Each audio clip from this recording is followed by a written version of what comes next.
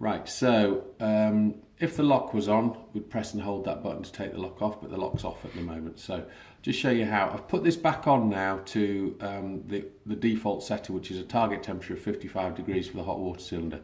So first of all, we're going to actually turn the unit on. So just press and hold that. Heating arrow comes on, and look what happens straight away.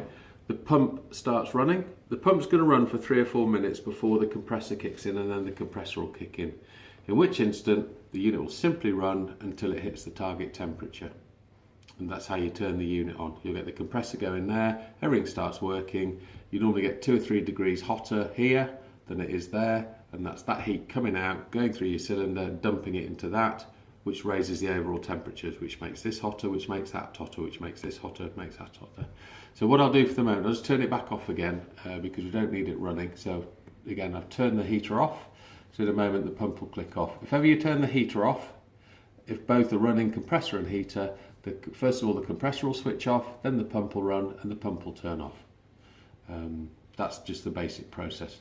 So what I'll do now is I'll show you how to adjust temperature settings. So at the moment this is set on default, which is 55 degrees, and every time there's a 5-degree drop it'll just kick on to bring your cylinder back to temperature. So if you want to adjust that, press and hold the function button, okay, and you'll get onto the L numbers. L2 means it's going to look for a 5-degree differential drop, and after a 5-degree drop of whatever your target temperature is, it'll kick in, the unit will turn on, and it'll bring it back to whatever your target temperature is. Units are preset with a 55-degree default temperature, so if we move it to L3, if you look in the manual it shows L3 is your target temperature under automatic setting. Now you can adjust that, very easy. If you want to adjust it, press that button, the number flashes. What do you want to adjust it to? 53? Let's adjust it down to 53. There we go, we just reset it to 53. You can either press this button to come out or just leave it and it'll come out.